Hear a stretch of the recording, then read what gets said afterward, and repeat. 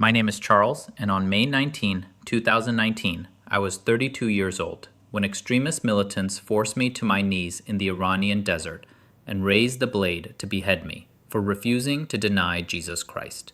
What happened next defies every natural law you know.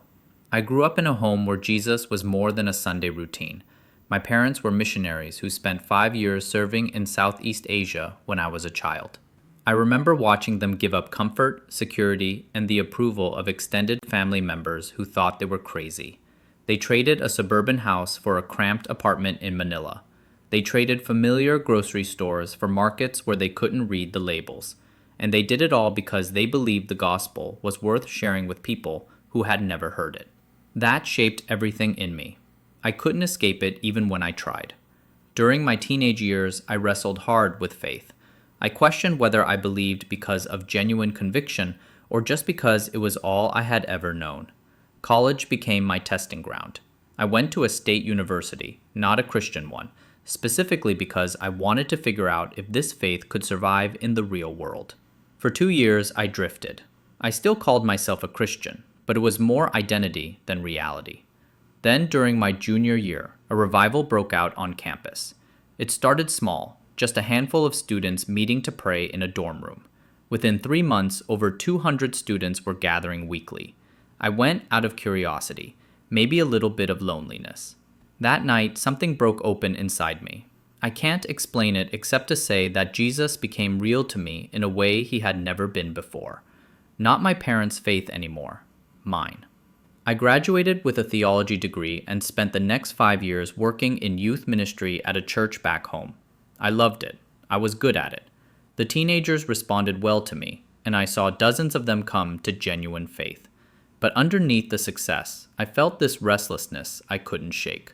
It was like God was preparing me for something more, something bigger, something that would cost me more than Wednesday night pizza parties and summer camps. In late 2018, I started having this recurring burden during prayer. I would close my eyes and see faces I didn't recognize. Dark hair, Middle Eastern features, eyes filled with both fear and hope. I started researching and stumbled across stories of the underground church in Iran. Believers there were risking arrest, torture, and execution just to worship Jesus. They met in secret. They whispered prayers. They hid their Bibles. And they were growing despite it all. Maybe because of it all. I couldn't get them out of my mind. During one particularly intense prayer session, I felt God speak to me. Not audibly, but clear as anything I had ever heard. They need encouragement. They need to know the global church hasn't forgotten them. Go to them. I spent the next 6 months preparing. Learned basic Farsi, enough to have simple conversations. I studied Iranian history and culture, trying to understand the context I would be entering. I connected with an underground missionary network that could give me guidance on how to make contact safely. I applied for a tourist visa and waited 3 months for approval. When it finally came, I stared at that stamp in my passport and felt equal parts excitement and terror. My family's reaction was mixed. My mother cried when I told her. She said, "Charles, this is different from where your father and I served. This is dangerous in ways we never faced." My father supported me, but his face was serious. He pulled me aside one evening and said, "Son, people die there for what you believe. Are you ready for that?" I told him yes, though I'm not sure I really understood what I was saying yes to. My best friend from church thought I was being reckless. He said there's a difference between faith and foolishness, and he wasn't sure which side of that line I was on. My pastor was careful. He told me he couldn't officially bless the trip because the church board would never approve it, but he promised to pray for me daily. Even my girlfriend at the time gave me an ultimatum. Iran or me. Choose. I chose Iran. We broke up 2 weeks before I left. My younger brother was the only one who seemed to understand. He looked at me with something like awe and said, "You're either the bravest person I know or the craziest. Maybe both." I landed in Tehran in early May 2019. The first thing that struck me was how different reality was from my expectations. Western media had painted Iran as this uniformly hostile place, but what I found was far more complex. Yes, there was tension. Yes, there was the ever-present Revolutionary Guard watching everything. But there was also incredible beauty. the turquoise domes of ancient mosques, intricate tilework that had survived centuries, markets filled with saffron and pistachios, and hand-woven carpets. The people were more hospitable than I had imagined. Strangers invited me for tea. Shopkeepers practiced their English with me. An elderly woman at a bus stop insisted on sharing her lunch when she saw me looking confused at the route map. For the first 3 days, I played the perfect tourist. Museums, historic sites, the famous bazaars. I took photos like any other traveler. I smiled and nodded and tried to blend in. But I was there for a different reason, and on the 4th day, I made contact. The meeting had been arranged through encrypted messages, specific codes and confirmation phrases. I was told to go to a particular carpet shop in an older district and touch a specific blue rug near the back. That would be the signal. My heart pounded as I walked through that shop, pretending to admire the craftsmanship while looking for the right one. When I touched it, a woman in a headscarf approached me. She was maybe 50 years old, with kind eyes that had seen suffering. She introduced herself only as Sister. Without a word, she led me out through a back entrance, through a maze of residential streets, and finally down into a basement beneath an ordinary-looking house. 20 Iranian believers were gathered there, 20 people risking everything just to worship together. When I walked in, several of them gasped. They had never seen a Western Christian in person before. We couldn't all speak the same language fluently, but we didn't need to. I prayed for them in English, my voice breaking as I felt the weight of their faith. They wept. One man told me through a translator, "We thought the world had forgotten us. Your presence here tells us we are not alone." Sister pulled me aside before I left and warned me. The intelligence ministry watches foreigners carefully. You must be very careful. I promised I would be. I meant it. But looking back, I see now that I was also confident to the point of pride. God brought me here, I thought. He will protect me. I planned to return for another meeting. I should have paid more attention to the signs. On the 5th day, I noticed the same car following me. The hotel staff started asking unusual questions about where I had been, who I had met. Another foreigner at the hotel, a German businessman, whispered a warning as we passed in the lobby. "Leave Iran. You are being watched." But I didn't leave. I had a second meeting scheduled with the believers for May 18th.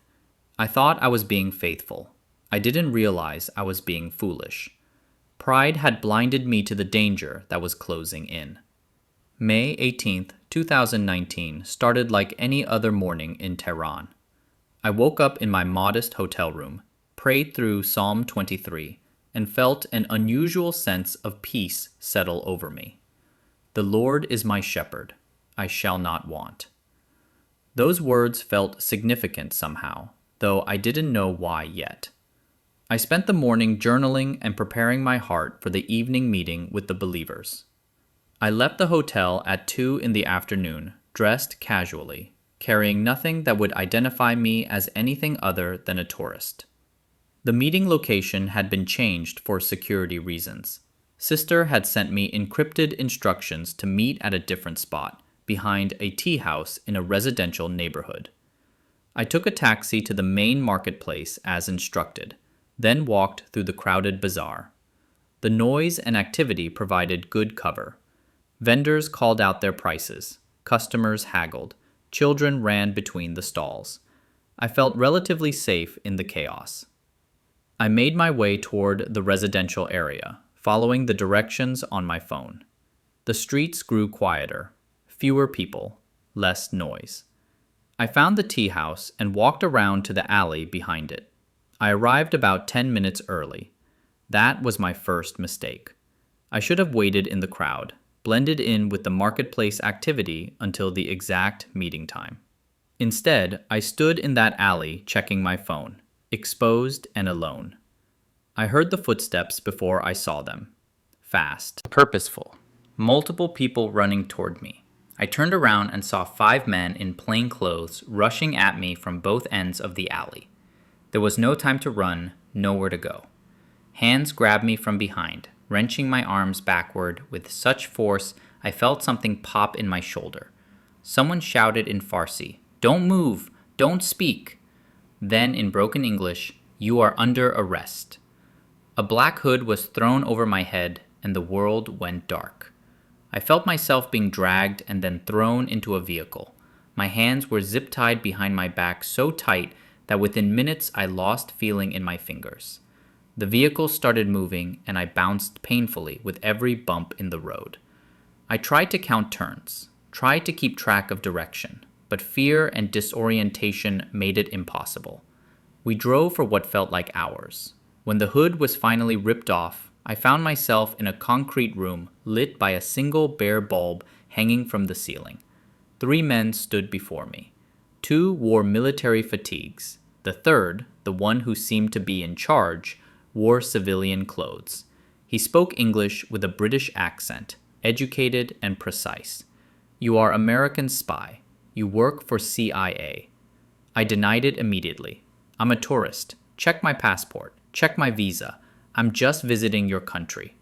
He slapped me hard across the face. "We know you meet with enemies of Islamic Republic. We have been watching you." Then he showed me the photos. Me entering the house church. Me talking with sister in the carpet shop. Me walking through neighborhoods I had no good reason to be in as a tourist. My stomach dropped. They had been following me the entire time. They demanded names. Who are the people you met with? Where do they live? How many are in the group? Who is the leader? I refused to answer. "I won't give you names. Do what you want to me, but I won't betray them." That's when the beating started. I won't go into detail about what they did. Some things are better left unsaid. But I will tell you that I tasted my own blood and discovered that pain has levels you don't know exist until you experience them. They threw me into a cell afterward, 6 feet by 8 feet, concrete floor, a bucket in the corner for waste, no windows. The light stayed on constantly, so I lost all sense of time. Food came twice a day, flatbread and watery soup, pushed through a slot in the metal door. The interrogations continued every day, sometimes twice a day. Always the same questions. Who sent you? Who are you working with? What is your mission? My answer never changed. I came to encourage Christians. That's all. I'm not a spy. I'm not working for any government. I'm just a believer who wanted to support other believers. After about 6 days, I could tell they were getting bored with me. I wasn't giving them the conspiracy they wanted. One guard muttered something in Farsi to another. I caught enough words to understand. "You're not worth our time. We have real problems." For a brief moment, I allowed myself to hope. Maybe they would just deport me. Maybe this nightmare would end with me on a plane home, banned from Iran, but alive. I prayed desperately for that outcome. God, just get me out of here. I've learned my lesson. I'll never do anything this foolish again. Then, on what I think was May 17th, though I had lost count of the days, different men came for me. These men wore black. Their faces were partially covered. They spoke a different dialect of Farsi, rougher and more rural. I realized with growing horror that I was being transferred. The government was washing their hands of me, handing me over to someone else. When I asked the original guards where I was being taken, they looked away. One of them, a younger guard who had sometimes shown me small kindnesses, whispered in English, "I am sorry." The new captors were rougher, angrier. They were true believers in violent ideology, not just government employees doing a job. They transported me to a rural location. I could smell dust and animals. I could hear nothing but wind. No city sounds, no traffic, just emptiness. They threw me into a cell in what seemed like an abandoned building, maybe an old factory or warehouse. The walls were crumbling. There were holes in the ceiling. I wasn't alone. There were 3 other prisoners, 2 Iranian Christians and 1 other foreigner, possibly European based on his appearance. We couldn't communicate much because the guards kept us separated, but I could see the fear in their eyes. It mirrored my own. These men didn't want information from us. They wanted something else entirely. On the second day in this new location, the leader visited my cell. He was different from the government interrogators. He spoke perfect English, clearly educated, but radicalized by ideology that turned education into something dangerous. "You have defiled Islamic Republic with your Christian poison," he said calmly. "I give you 3 options. Convert to Islam, leave Iran immediately, or die." I asked him, "If I convert, you'll really release me?" He smiled, and something about that smile told me everything I needed to know. He was lying. Even if I converted, I would never leave that place alive. So I told him the truth. I can't deny Jesus. He's more real to me than you are right now. He's more real to me than this cell, than this situation, than my own fear. I can't deny him. The leader stood up slowly. "Then you have chosen death. We will make you an example to other crusaders who think they can poison Muslim lands with their false religion. You will be executed. We will film it. The whole world will see what happens to enemies of Islam." They moved me to a smaller cell, isolated me completely. Then they gave me paper and pen. "Write goodbye to your family. We will send letters after." I knew they wouldn't send anything, but I wrote anyway. To my mother, I wrote that I was sorry for her tears, but not sorry I came. To my father, I wrote that he taught me to stand firm, and I was standing. To my brother, I wrote instructions to take care of our parents and tell them I died doing what I loved. I prayed through that entire night. I prayed every psalm I could remember. I sang worship songs under my breath. I begged God for deliverance, but also for strength to face whatever was coming. God, I'm 32 years old. I thought I had more time. I thought I would get married, have children, grow old. But if this is it, please let my death count for something. Let it strengthen other believers. Let it bring glory to your name somehow. The leader returned and told me I had 3 days. You will die on May 19th. We have picked good date. Those 72 hours were psychological torture. The first day, I had panic attacks. I couldn't eat. I vomited from fear. The second day, something shifted. A supernatural peace descended on me that I cannot explain except as pure grace. I remembered Stephen in the book of Acts, how he saw heaven opened as they stoned him. I prayed, "Jesus, if you showed Stephen heaven, please let me see something too." On the morning of May 19th, I woke before dawn. They came for me as the sun was rising. This was it, my last day on earth, my last sunrise. And strangely, I felt calm. It was like I had already died inside and accepted it, and now I was just walking through the motions of what my body had to do. I was ready to meet Jesus face to face. They threw me into the back of a truck with 2 guards. My hands were bound again, tighter than before. We drove into the desert as the sun climbed higher in the sky. I looked up at that sunrise through the gap in the truck bed and thought, this is the last one I'll ever see. The colors were stunning, orange and pink spreading across the horizon. God's creation was beautiful, even in this moment of terror. I found myself thanking him for it. Thank you for letting me see one more sunrise. Thank you for 32 years of life. Thank you for knowing Jesus. We arrived at a remote location, nothing but sand and rocks and distant mountains in every direction. There were 3 vehicles total, parked in a rough circle. I counted about a dozen militants milling around. Some were setting up camera equipment. That's when the full reality hit me. This wasn't just an execution. This was a propaganda video. They were going to film my death and broadcast it to the world. My family would see it. My church would see it. Strangers across the internet would watch me die. The guards dragged me out of the truck and forced me to my knees in the sand. The sun was already hot on the back of my neck. I could feel sweat running down my spine. My hands were zip-tied behind my back, and the plastic cut into my wrists. I could see the blade in my peripheral vision. One of the militants standing behind me held it. a long, curved, traditional execution sword, the kind used for centuries, the kind designed specifically for beheading. I wasn't alone. They brought out the other prisoners too and lined us up in a row. 4 of us kneeling in the sand, waiting to die. I couldn't bring myself to look at the others. I was barely holding myself together. If I looked at their faces, saw their fear, I knew I would break completely.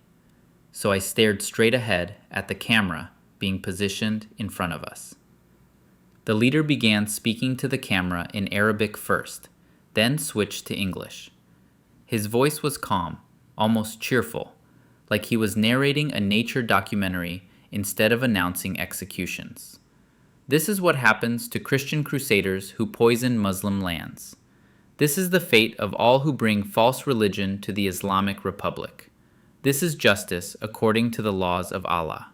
He walked over to me first, holding a microphone attached to the camera. "This is your last chance," he said, loud enough for the recording to pick up. "Say the Shahada. Declare that there is no God but Allah, and Muhammad is his prophet. Renounce your false Christ. Convert now, and you will live." I looked directly into the camera lens. I thought about my family watching this someday. I thought about my church. I thought about believers around the world who might see this video. And I thought about Jesus, who didn't save himself when he could have, who stayed on the cross for me. How could I deny him now to save myself? I spoke clearly. Jesus Christ is Lord. He died for my sins and rose again on the 3rd day.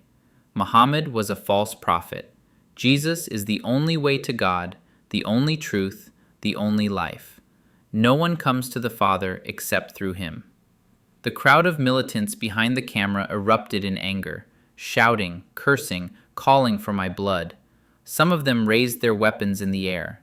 The leader's face hardened. His fake pleasantness disappeared. "Then die as a fool," he said. He stepped aside and gestured to the executioner. The man with the blade moved directly behind me.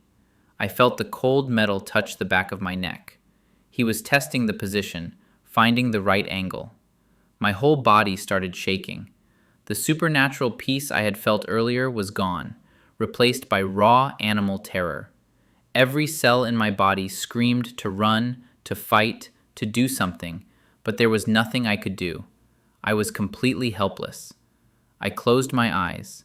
I didn't want the last thing I saw to be the hatred on their faces. I started praying out loud. "Jesus, receive my spirit. Forgive them, for they know not what they do. Protect the believers I met. Comfort my family. Let my death mean something." I thought of my mother's face, the way she used to pray over me when I was a child. I thought of my father's steady faith. I thought of my brother's laugh. I would never see any of them again. I felt the blade lift away from my neck. He was raising it for the killing stroke. Time seemed to slow down in that moment. I could hear my own heartbeat pounding in my ears. I could hear the wind blowing across the sand. I could hear someone in the crowd shouting encouragement to the executioner. I began quoting scripture, the first thing that came to mind. "The Lord is my shepherd, I shall not want. He makes me lie down in green pastures." I felt the blade begin its descent. This was it. Seconds left, maybe less. "He leads me beside still waters. He restores my soul." Then everything changed. Light exploded around me. I don't mean that metaphorically. I mean literal, physical light, brighter than the sun, brighter than anything I had ever seen.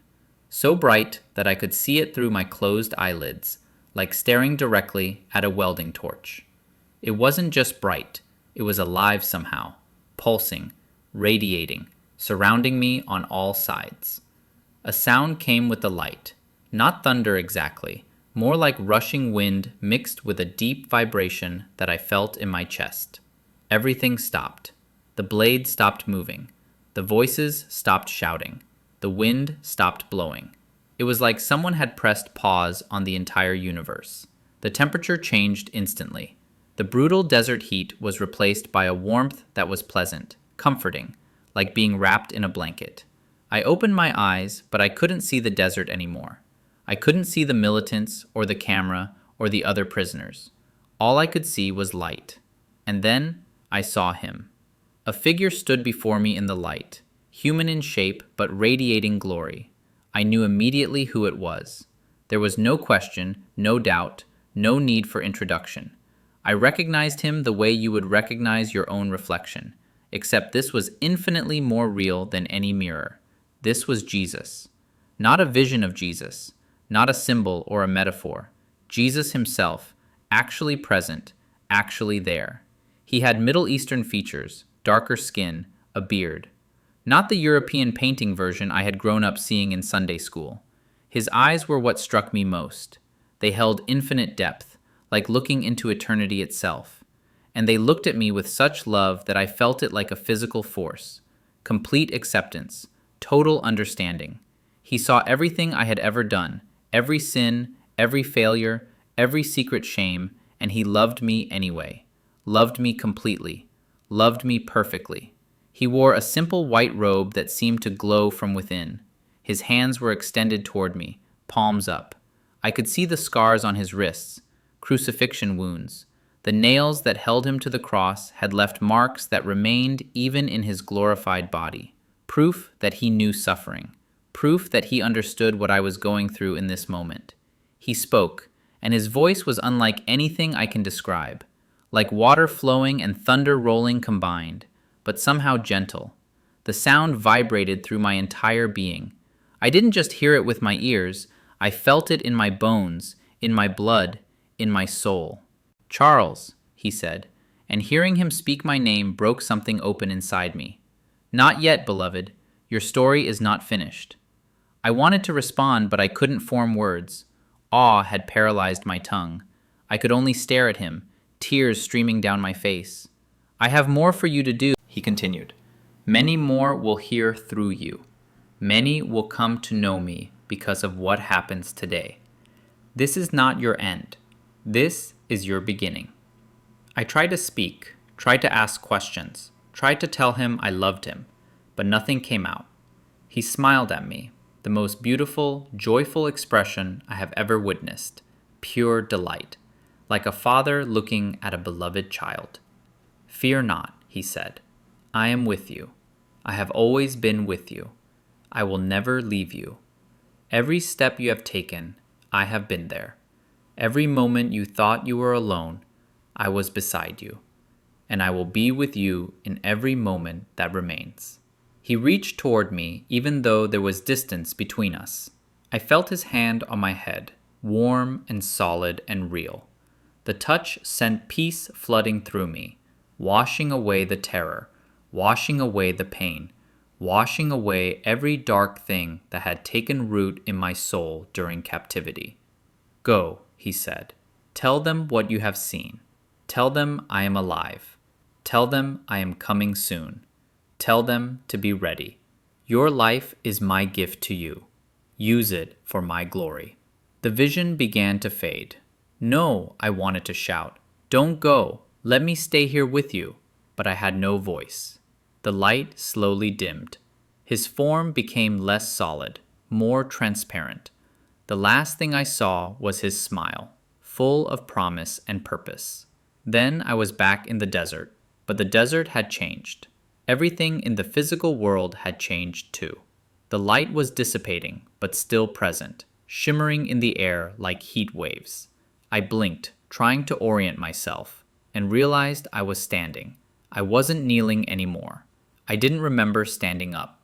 My legs were beneath me, supporting my weight, though moments ago I had been on my knees waiting for death. I looked down at my hands. They were in front of me, free. The zip ties lay on the ground at my feet, cut clean through. But no one had cut them. No knife had touched the plastic. They had simply broken, as if they were made of paper instead of industrial strength restraints. The militants were in complete chaos. Some had fallen to the ground, covering their faces with their hands. Others were backing away, stumbling over themselves to get distance. The executioner had dropped his sword. It lay in the sand about 10 feet away from me, abandoned. His hands were empty and shaking. His face had gone completely white with terror. The leader was backing away slowly, shouting in Arabic. I didn't understand all the words, but I caught enough. Sorcery, judgment, demon. He was trying to make sense of what had just happened, and his mind was reaching for any explanation that fit his worldview. The camera operator had abandoned his equipment entirely. The expensive camera sat in the sand, still recording, capturing everything. Some of the militants were on their knees now, but not in worship, in fear. One of them was shouting that it was judgment, that Allah was angry with them. Another was screaming that we were devils, that we had used dark magic. Two of them were arguing violently. One wanted to shoot all of us immediately. The other was yelling that they needed to flee, that this place was cursed. I stood there in shock, unable to process what was happening. I should run, some part of my brain told me. This is your chance, move. But my body wouldn't obey. I was frozen, still feeling the warmth of Jesus' hand on my head, still seeing the after image of his face in my mind. One militant finally pulled himself together enough to raise his pistol toward me. His hand was shaking so badly I could see it from where I stood. He pulled the trigger. I heard the click. Nothing happened. He pulled it again. Another click. Misfire. Or jam. Or something else entirely. He stared at the gun in disbelief, then threw it down in the sand and ran. That broke the spell. Wind began to pick up suddenly, from nowhere. The sky had been completely clear moments before, but now dark clouds were forming on the horizon, moving toward us impossibly fast. Sand started whipping around, stinging exposed skin. Within seconds, visibility began to drop. A sandstorm was building, coming out of nowhere. I felt a prompting, clear as a voice, though I heard no words. Run. North. Go now. I didn't question it. I just obeyed. My legs finally responded, and I started running. The other prisoners were running too, scattering in different directions. The militants were too disorganized to stop us. They were still dealing with their own confusion and terror, shouting at each other, trying to make sense of weapons that wouldn't fire and vehicles that wouldn't start. I ran harder than I have ever run in my life. Adrenaline flooded my system. Divine strength seemed to fill my muscles. I shouldn't have been able to run like that after days of captivity and malnutrition, but I felt like I could run forever.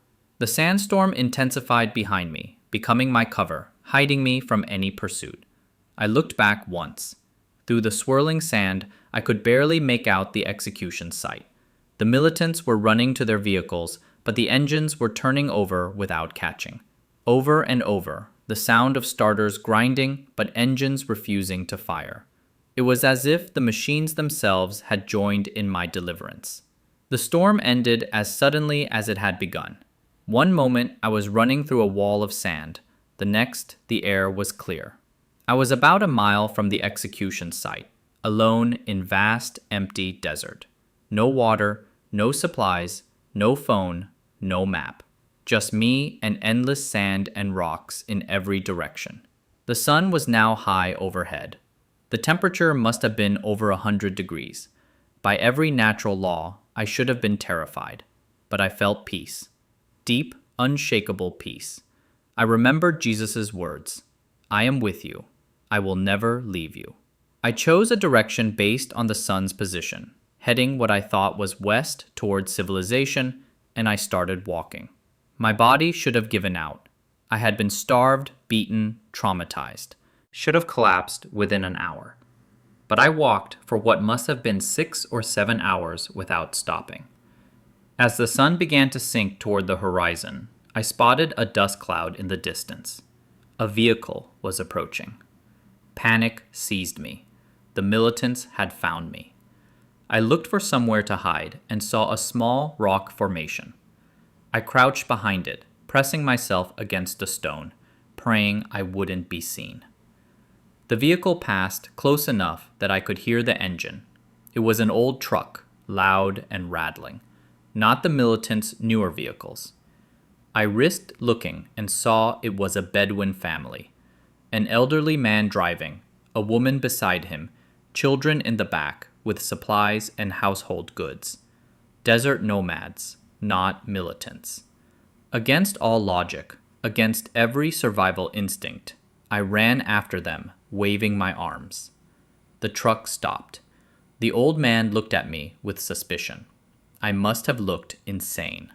Sunburned, covered in dust and dried blood, clothes torn, stumbling toward them out of nowhere. I spoke in broken Farsi, the few phrases I had learned. Please, help, bad men tried to kill me. The elderly man looked at his wife. They had a whole conversation without words, the kind only people married for decades can have. She nodded slightly. He nodded back. Then he looked at me and said in slow, careful Farsi, "Get in, quickly." I climbed into the truck bed, collapsing among their belongings. The children stared at me with wide eyes, but said nothing. They drove me to their camp, a cluster of traditional black tents in a desert valley. Other families were there, maybe 20 people total. The elderly man spoke to the tribal elder, an ancient-looking man with a long white beard. The elder approached me and studied my face carefully. "You are Christian, yes?" It wasn't really a question. I nodded, unsure if this was good or bad.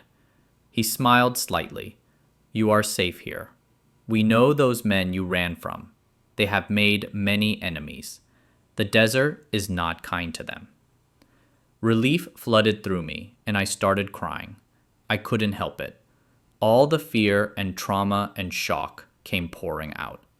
The elder's wife, a grandmother with kind eyes, led me to a tent and gave me water. I drank too fast and nearly vomited. She made me slow down, sip carefully. They let me rest in their tent.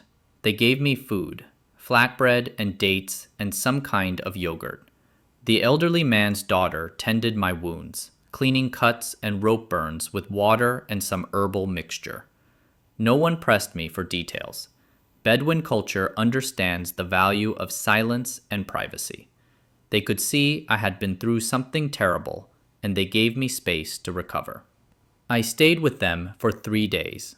Slowly my body began to heal.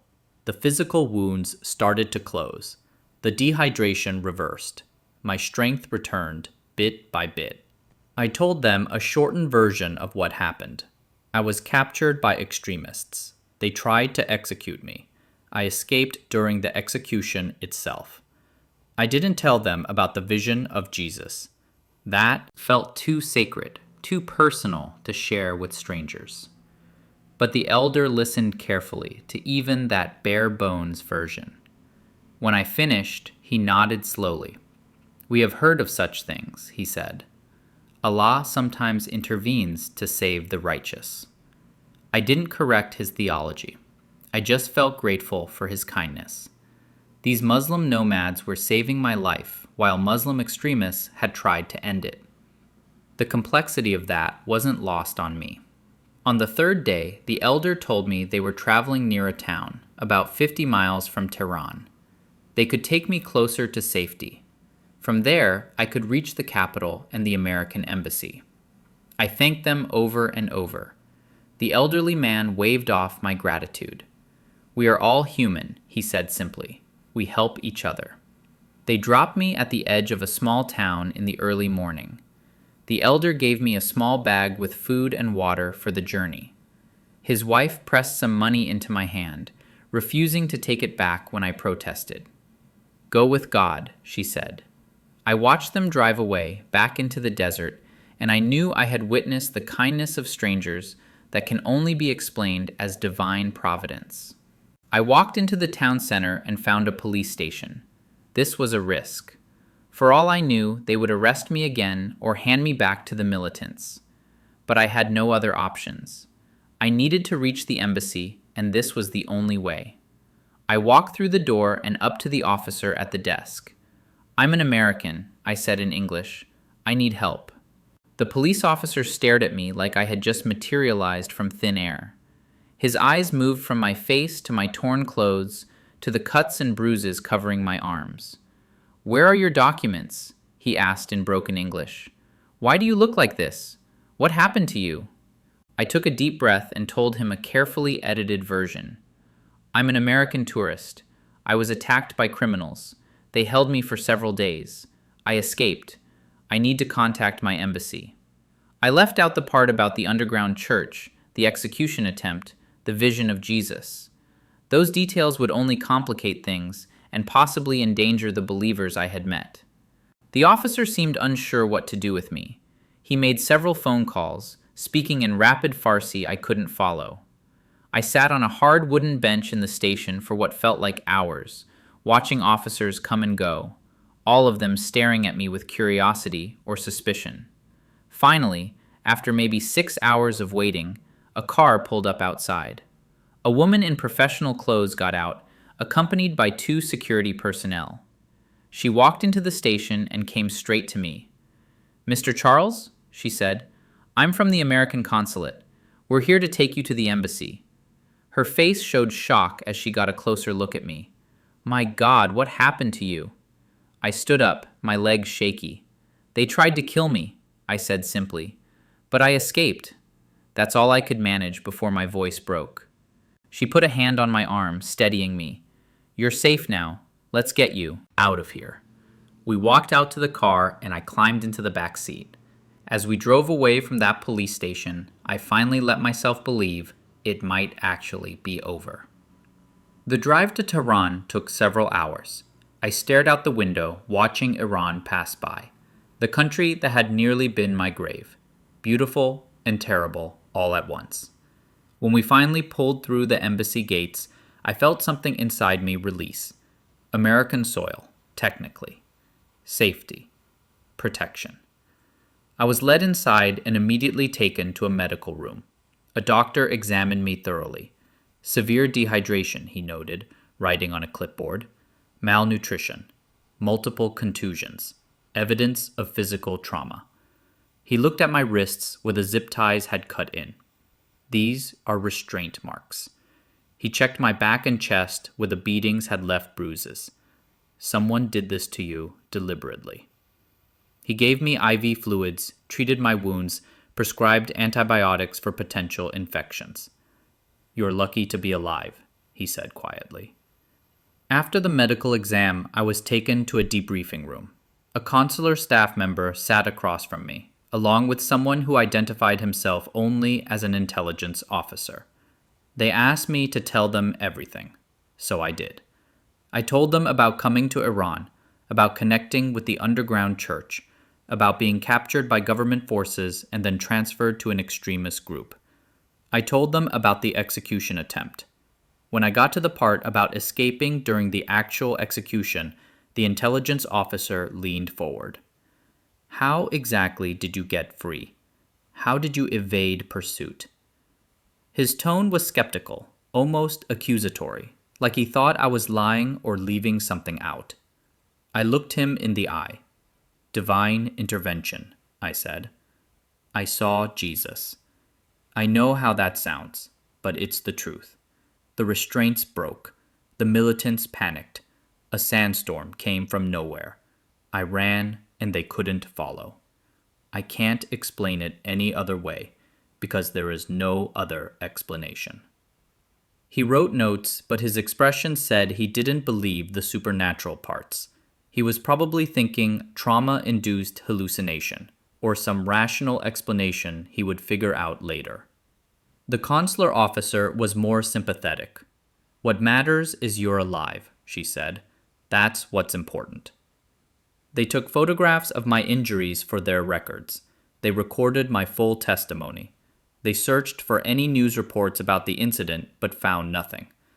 "These groups don't advertise failed executions," the intelligence officer explained. "It makes them look weak." They asked if I wanted to press charges or go public with what happened.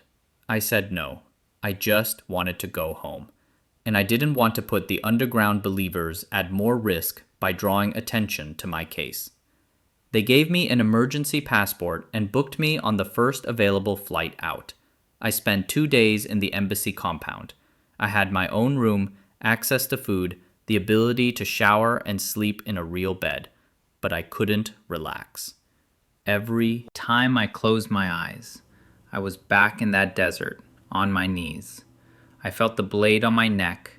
I heard the militants shouting. The nightmares were relentless and vivid.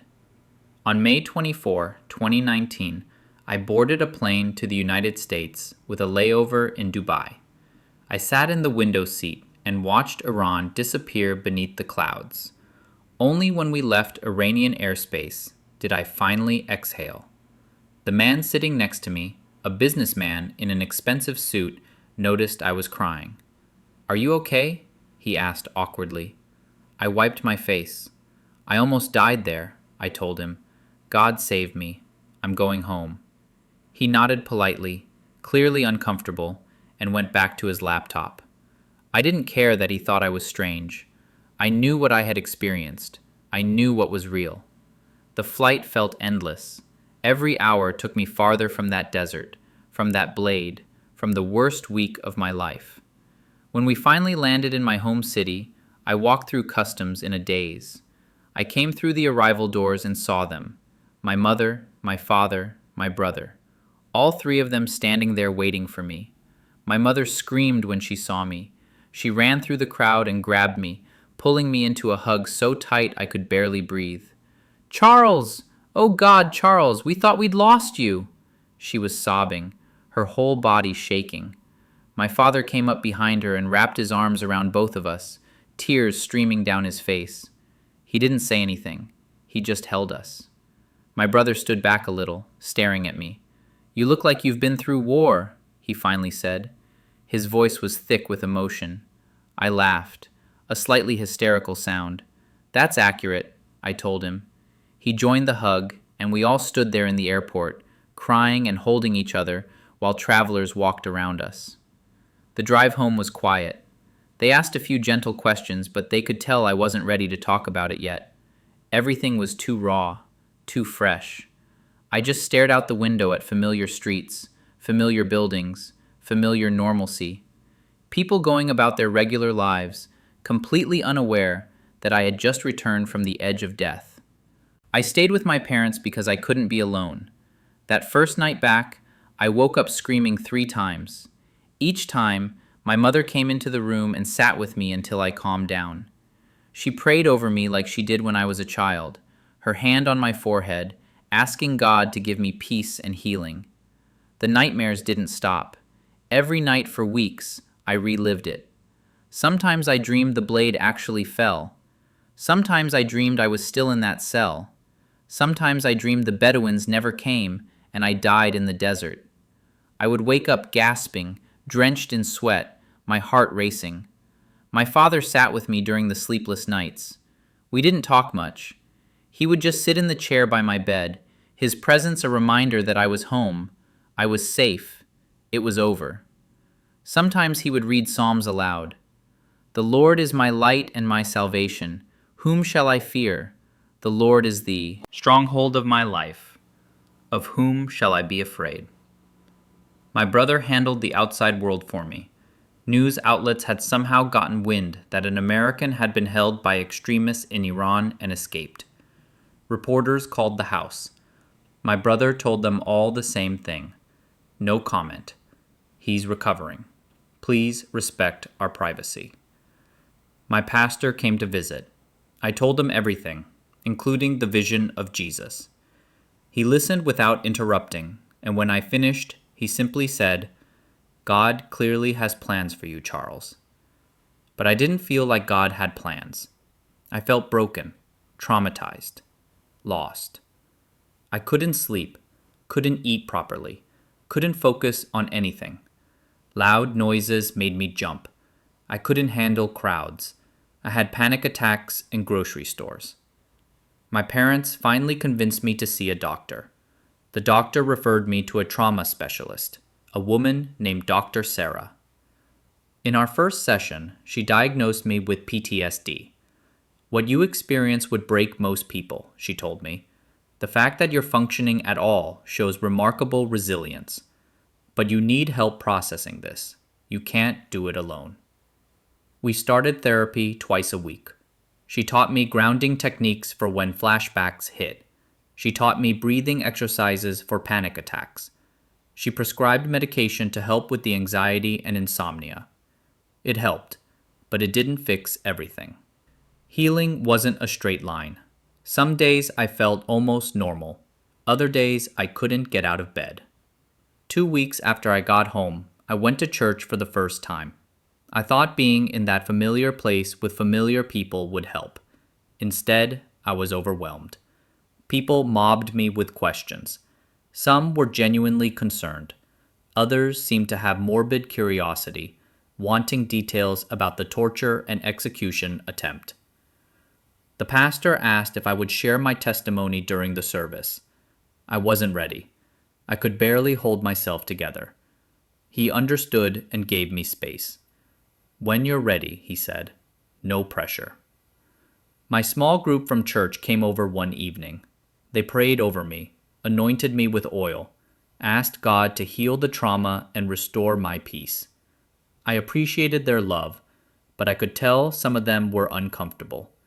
They didn't know what to say to someone who had been through what I had been through. The gap between their experience and mine was too wide to bridge with casual conversation. One of the elders, an older man who had been a missionary himself decades ago, pulled me aside as everyone was leaving. "God still does miracles," he said quietly. "Don't let anyone tell you otherwise. I know what you saw was real." I nodded, grateful that at least one person believed me without reservation. Ask yourself this question. Have you ever been in a situation where you couldn't see a way out, where every option led to death or disaster? That's where I was, and that's where God met me. Not before the crisis, not after the crisis, but in the middle of it, right at the moment when the blade was falling. The first few months back home were the darkest of my life in some ways. Darker even than the captivity itself, because at least then I had adrenaline and survival instinct keeping me moving forward. Back home, safe and surrounded by family, I had nothing to do but sit with the trauma and let it wash over me. I wrestled constantly with one question: why did God save me? I would lie awake at night thinking about those other prisoners at the execution site. Did they survive too? Or did they die while I escaped? I searched online obsessively for any news about executions in Iran on May 19th. I found reports of several Christians killed by an extremist group that day, possibly at the same location. The guilt was crushing. Why them and not me? What made my life more valuable than theirs? Dr. Sarah helped me work through this in therapy. Survivor's guilt is completely normal, she told me. But you need to understand something. God's choice to save you doesn't diminish the value of those who died. Their stories matter just as much as yours. They're with Jesus now. They've received their reward. You're still here because you still have work to do. That conversation shifted something in me. 3 months after Iran, I was praying in my childhood bedroom when I felt God speak to me again. Not audibly like in the desert, but clear and unmistakable in my spirit. I saved you, not because you're more valuable, but because your story serves a specific purpose. Those who died are with me now in glory. They've finished their race well. You still have miles to run.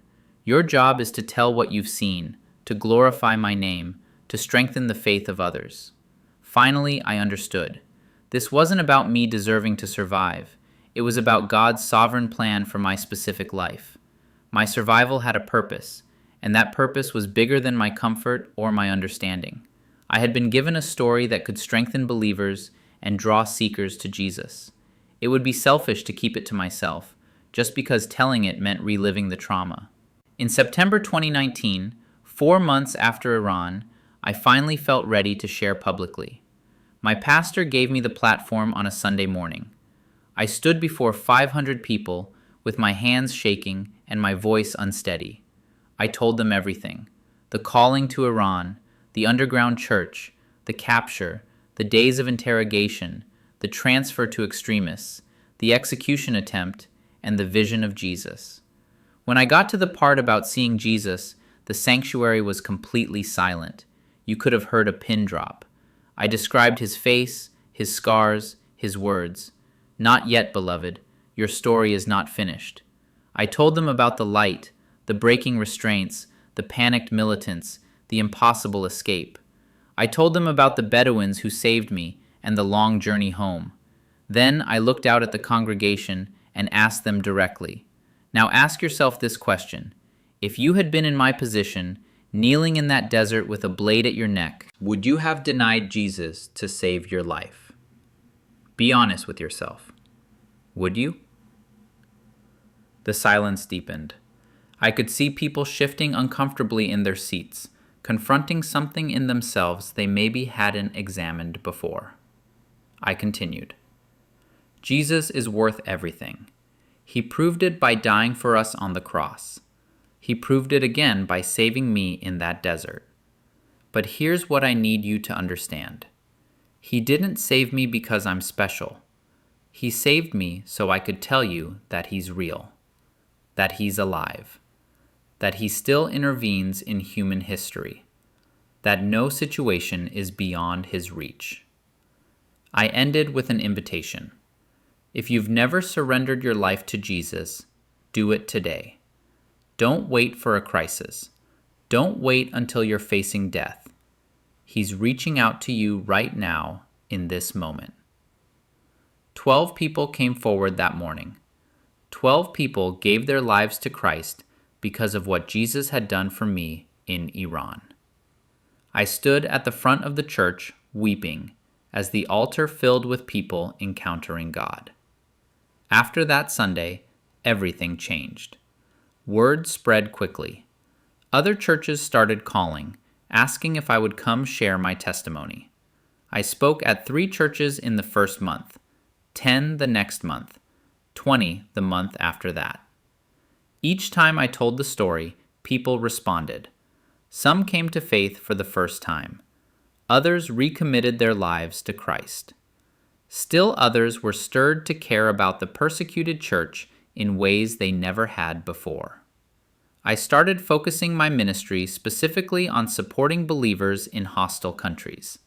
I partnered with organizations that provided resources to underground churches, legal defense for imprisoned Christians, and support for families of martyrs. Every penny I raised felt like a way to honor those who didn't escape that desert. My survival could at least mean their families were cared for, their stories were remembered, their sacrifice was not in vain. 6 months after returning from Iran, something remarkable happened. I received an encrypted message through the underground network. It was from Sister, the woman who had first connected me with the house church in Tehran. She had survived. When we finally spoke over a secure video call, we both wept seeing each other alive. She told me something that changed everything. "Your escape became a legend here," she said. "The militants who tried to kill you were terrified.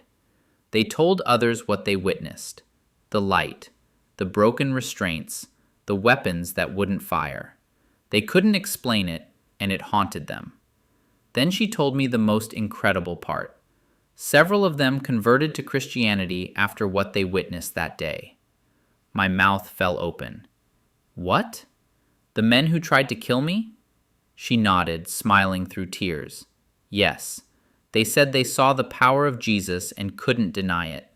They spent months trying to forget what happened, but they couldn't. Eventually, some of them surrendered to Christ. I found out later that the executioner himself, the man who had held the blade above my neck, had become a Christian about 3 months after the incident. Through the underground network, I heard his testimony secondhand. He said he had killed many people in the name of Allah and never had a problem with it. But that day, when light stopped his blade mid-swing and he felt the presence of God, everything changed. He tried to suppress it, tried to rationalize it away, but he couldn't. Finally, he gave his life to Jesus.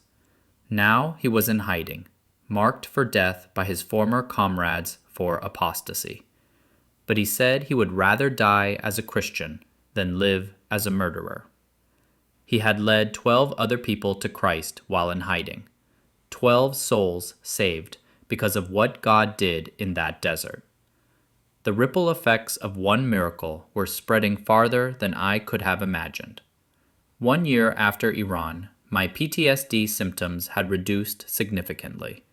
I still had occasional nightmares, but they were less frequent and less intense. I had learned to see my scars, both physical and emotional, not as marks of shame, but as testimonies of God's faithfulness. The rope burns on my wrists had faded to thin white lines. Sometimes I would look at them and remember, and instead of feeling fear, I felt gratitude. I started dating again. I met a woman at a missions conference who knew my story before our first date. There were no surprises, no need to carefully explain my trauma or my calling. She looked at me on that first coffee date and said, "I want to be with someone who takes faith seriously. You definitely qualify." We were married 2 years later. She became my partner in ministry, traveling with me, sharing her own perspective on what it means to support someone walking through trauma and transformation. In 2022, I published a book about my experience. I called it Not Yet, after the words Jesus spoke to me in the vision. Every penny of proceeds went to organizations supporting the persecuted church. The book was translated into 12 languages and reached audiences I never could have reached on my own. I received messages from believers in China, North Korea, Afghanistan, and other hostile countries, telling me that my story gave them courage to keep going. I've now spoken in over 20 countries. I've met believers who face persecution far worse than what I experienced, and who do it without any miraculous intervention. Their faithfulness humbles me. They remind me that God's glory is revealed both through miraculous deliverance and through faithful martyrdom. My escape doesn't make me more valuable than those who die for their faith. It just means God had a different plan for my story. When I speak at universities, I often encounter skeptical students who challenge the supernatural elements of my testimony. One asked me, "How do we know you didn't just hallucinate from trauma? How can we verify any of this actually happened the way you say?" I always respond with honesty. You're right to be skeptical. I can't prove my vision scientifically. I can't make you believe that Jesus appeared to me, or that light stopped a blade, or that restraints broke on their own. All I can tell you is this. I was there. I felt that blade on my neck. I saw that light with my own eyes. I heard Jesus speak my name. And the life I've lived since, the transformation that's happened in me and through me, that's evidence you can examine for yourself. Then I challenge them directly. So I'm asking you, as someone who has met Jesus face to face and lived to tell about it, are you willing to seek him yourself? Are you willing to pray and ask him to reveal himself to you? Because he will. Maybe not in a blinding vision, maybe not in a dramatic miracle, but he will make himself known if you genuinely seek him. Many students have told me later that my honesty made the testimony more credible, not less. They appreciated that I didn't try to prove the unprovable or defend every detail against skepticism. I simply told what I experienced and invited them to seek their own encounter with God. I could never return to Iran physically. I'm marked for death there by the extremist group and possibly by government forces as well. But my ministry to Iranians continues. I've connected with Iranian refugees in my home country, many of them secret believers who fled persecution. They embraced me as a brother, someone who understands what they've been through. We started a Farsi language online Bible study that now has hundreds of participants, including secret believers still inside Iran who tune in at great personal risk. Look inside your own heart right now. What would you be willing to die for? What's actually worth sacrificing everything? We in the West play at faith, while our brothers and sisters around the world risk their lives just to own a Bible or attend a prayer meeting. My story should challenge every comfortable Christian to ask what their faith actually cost them. My wife and I now have 2 children, a son who just turned 2 and an infant daughter. They'll grow up knowing that their father met Jesus face to face. That's both a tremendous privilege and a heavy responsibility. I have to live in a way that's worthy of the miracle I received. Not perfectly. I still struggle and doubt and fail like everyone else, but with deep gratitude and clear purpose. The story didn't end with my escape. It began there. The executioner who converted has now led dozens of others to Christ. The underground church in Iran experienced significant growth after the incident, with Sister reporting that my story sparked a kind of revival. People tell the story of the American tourist Jesus saved, and it gives them hope that God still works miracles, that he still sees them, that their suffering is not forgotten. At least 50 documented conversions have been directly tied to my testimony, and countless others I'll never know about until heaven. Every time I speak, more people encounter Jesus. Every time I tell what happened. In that desert, God uses it to change lives. That's why I was saved. Not because I deserved it, but because God wanted to put his power on display through me. 5 years have passed since May 19, 2019. Some memories remain crystal clear, while others have been mercifully softened by time. But the core truth never wavers. Jesus is real. He is present. He is powerful. He saved me for a specific purpose, and I'm living that purpose every single day. Would I do it again, knowing the cost, knowing the trauma, knowing the nightmares that would follow? Without hesitation. The trauma was real, but so was the presence of Jesus, and he was more real than anything else. So I'm asking you, as someone who literally had a blade at his neck and lived to tell about it, what are you doing with the life you've been given? Are you living for things that matter eternally, or wasting the precious gift of time on things that won't last?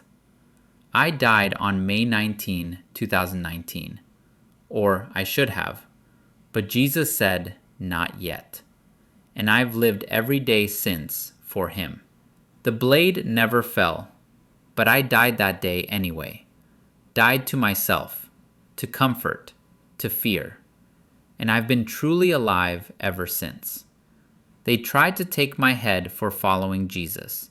Instead, Jesus took my heart completely and forever. That's not a tragedy. That's the greatest mercy I've ever known.